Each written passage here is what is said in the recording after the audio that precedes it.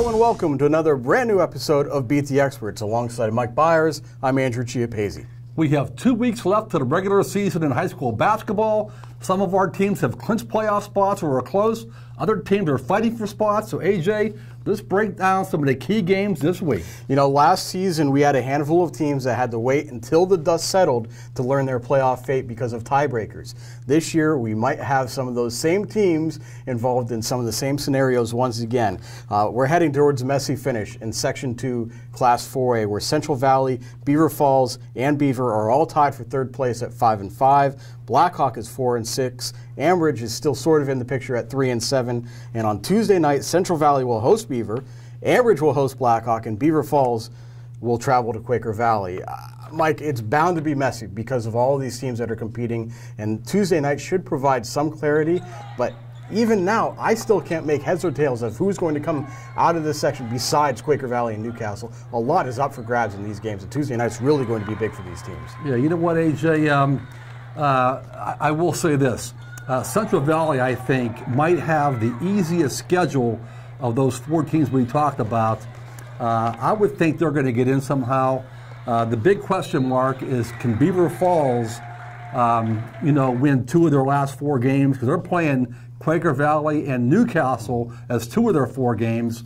They're playing Beaver later on, and I think the last week of the season. That's going to be a key game. And also, Blackhawk is only 4-7 in section play. However, they've proved they can beat some teams, and if they go 3-1 the rest of the way in section play, they could be into. So it's going to be interesting.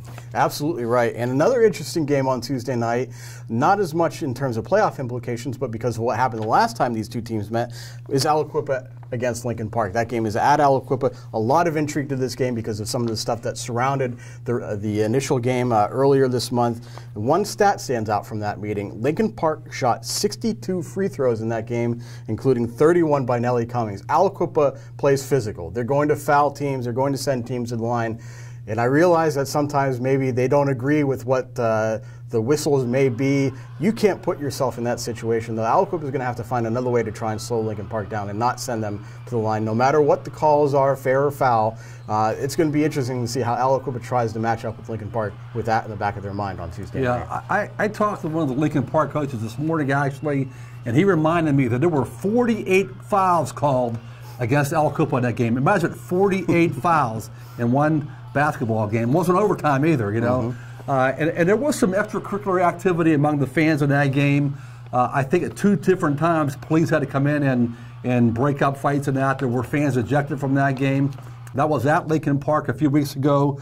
The Leopards won that game 82-61.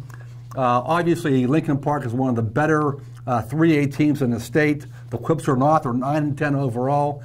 But it should be an interesting atmosphere up there just because of the circumstances of the first game this year.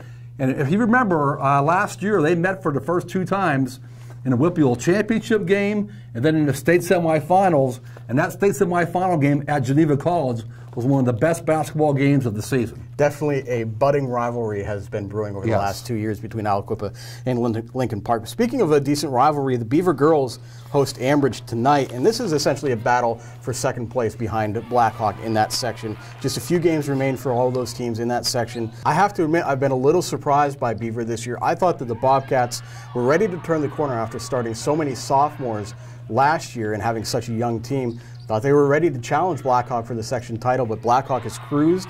Beaver is still seemingly trying to find its way a little bit despite the talents of Bella Posset and Sydney Barney. They have just one senior in Olivia Neely, and maybe late in the season, this is when they can finally turn it on a little bit, and a game against a very good opponent in Ambridge might help them turn the corner if they can get a convincing win.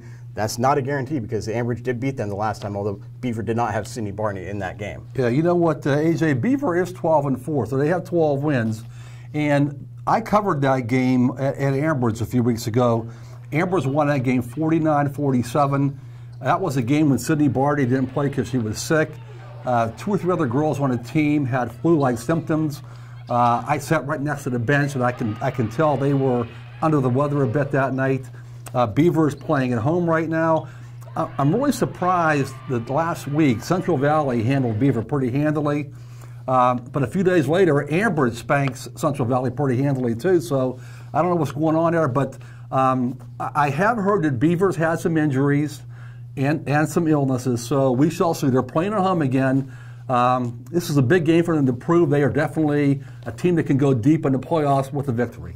Absolutely right. That does it for this week's episode of Beat the Experts. You can keep track of all of these games on timesonline.com. And join us at noon Thursday for the latest edition of Game On the Record. So for Mike Bires, I'm Andrew Chiappzzi. That does it for now. We'll see you soon.